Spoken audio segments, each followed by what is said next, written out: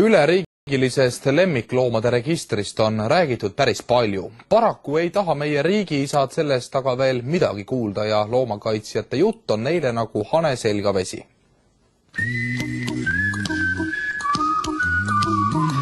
Hulkuvaid loomi on palju, aga meie Riigikogu liikmetel puudub huvi olukorda parandada. Paljude rahvasaadikute arust on kõik korras ning hulkuvate loomade hädad on vaid tähelepanu näljas loomakaitsjate ja ahnete tõpratohtrite väljamõeldis. Lemmikloomaregistri loomise ja kiipimise kohustuslikuks muutmise ettepanekutesse suhtutakse ülima ettevaatlikkusega. Kuigi kiipimine on üldiselt ohutuks tunnistatud, ei ole see kogemuste pagas minu hinnangul küll praegu veel see, mis lubaks meil väita, et ta on sedavõrd ohutu, et me võime julgelt väita, et seda peab tegema kohustuslikuks. Võib-olla tõesti pole kõrgelt Toompealt hulkuvate loomade horde võimalik märgata. Alllinnas ja maal aga hulkuvaid loomi püütakse hoolega. Nendele lõppu ei näi tulevat. Eks nad meie kõikide armastatud kaaskodanike kodudest tulevad, kus nad välja visatakse. Aga mis teha? Seni kuni riik ei võta ette midagi põhjustega võitlemiseks. Varjupaigad on ju tegelikult ellu kutsutud selleks, et võidelda tagajärjega. Selleks, et hulkuvaid loomi juurde ei tekiks, et neid vähem hüljatakse, selle heaks ei tehta meil praegu mitte midagi. Kuidagi peaks hakkama lõpuks ka loomahülgajaid ohjeldama, sest nende karistamatu tegutsemine neelab aastas ju miljoneid kroone maksumaksja raha. Varjupaiga pidamine on aga päris kallis lõbu. Kõigepealt võtame siis palgakulu, personal, keda me üleval peame. Siis igasugused kütte, kommunikatsiooni, majapidamiskulud ja siis loomulikult ka loomad ise. Nendele on vaja ju süüa anda, juua anda, nad on vaja vaktsineerida, kui nad on haiged, on vaja nad terveks ravida ja siis on vaja hakata neile leidma ka uusi omanikke, sellepärast et siiamaani ei ole suudetud veenda riigiisasid kiibistamise vajalikkusest, nagu see on mujal maades.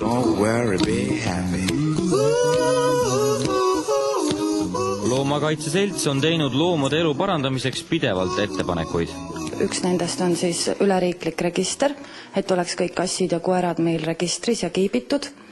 Samuti on Eesti Loomakaitseseltsi huvi hulkuvate loomade arvukuse vähendamisel see, et siis varjupaigast ei väljuks steriliseerimata loomad ja elanikkonnale võiks siis luua riiklikku steriliseerimisprogrammi, kuivõrd inimesed mitmed ei suuda ise steriliseerimiskulusid katta. Siiani on see kõik aga jutt kurtidele kõrvadele. Loomakaitsjate ettepanekute taga nähakse hoopis jubedaid vandenõuteooriaid. Kahtlustatakse, et tegu on kellegi eraäriprojektiga ja loomakaitsjad on lihtsalt kiibitootjate ja tõpratohtrite müügimehed. Mõni tarkpea leiab, et kiibi paigaldamine on koguni loomale kahjulik. Välismaa praktika on näidanud, et kiip on osutunud kõige tõhusamaks. Et kiipi on kõige ebameeldivam eemaldada, et on naha all, raske kätte saada, et rihm on lihtne kaelast ära võtta, tattoo muutub tavaliselt pikema aja jooksul loetamatuks ning Eesti Loomakaitseseltsile on teada isegi juhtum, kus on koeral pool kõrva ära lõigatud siis selle tattoo pärast. Don't worry, be happy, don't worry, be happy now. Aga jää hakkab tasapisi sulama ning registriga liitumise kasulikkust mõistetakse juba Eesti väiksemates linnades ja valdades. Nii mõnedki omavalitsused plaanivad liituda Tallinna linna koerte registriga. Eks see ole ikka iga sügisene probleem küll, et tuleb neid kaebusi ja teateid peremeheta ja hulkuvatest kassidest ja koertest ja oleme siin, ütleme, nii spetsialistide tasemel on arutluse all olnudki, et viime eeskirja ehk sisse ka selle päris kohustusliku kiibistamise, sest teisiti ei ole võimalik seda asja kontrolli all hoida nende loomade tervise ja pidamise osas. Näiteks Lätis on kiipimine kohustuslik ja selle eest tasub Läti riik. Sealmail on aru saadud, et kiipimisele ja registri pidamisele kulub kordades vähem raha kui hulkuvate loomade püüdmise ning korjuste hävitamise peale.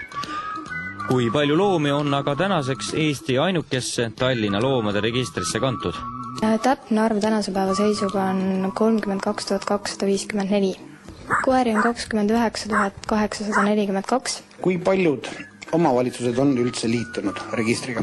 4 omavalitsust on liitunud, neist on siis Tallinna ja Pärnu linn ja Saue ja Harku vallavalitsus. Tõsisemad läbirääkimised on pooleli Kiviõli ja Viljandi linnavalitsusega ja Kuusalu ja Saku vallavalitsusega näiteks. Lähimal ajal on umbes 7 kohalikku omavalitsust veel liitumas. No võttis reportergi varjupaigast kassi ja kuigi kass ei pea kiipima, siis meie seda siiski teeme ja näitame teile ka, kuidas see asi käib. Kus kohta see kiip pannakse siis? Vasakule poole kaela peale, nii et katsume kassi hästi fikseerida. On see valus ka või? No kohe kuuleme. Ei teinud piuksugi? Tundub küll, jah. Sul on hea kass. Nii. Vaatame. Täitsa olemas. Maaelukomisjon avaldas kartust, et see võib olla kassile või ükskõik mis loomale kahjulik. Mujal maailmas on juba aastaid tehtud. Kui ta oleks kahjulik, siis vaevalt seda sellist kiipimise põhimõtet oleks üle kantud laiemalt erinevatesse riikidesse. Kui me võtame aluseks näiteks inimestele erinevate kunstlike küll liigeste, südameklappide, mida iganes paigalduse, siis tõenäoliselt võib paralleele tõmmata, et see on samuti väike võõrkeha, ütleme loomaorganismis, aga mitte kindlasti kahjulik, vähemalt siiamaani ei ole seda keegi tõestanud. Don't worry, don't do it. Be happy. Selleks, et kiipimine oleks rahvale taskukohasem, otsustas registripidaja aktsiaselts Spintec esialgu selle aasta lõpuni väljastada loomaarstidele priipääsmed andmebaasi sisenemiseks. Kui praegu võtab andmete registrisse kandmise eest Eesti väikelooma arstide selts 150 krooni puhtalt endale, siis nüüd saavad inimesed selle raha kokku hoida ja kiipimine muutub tunduvalt odavamaks. Ja veel teadmiseks, et alates 10. novembrist kuni 20. detsembrini saavad tallinlased oma lemmikud registrisse kanda 50 krooni eest. Aga selline oli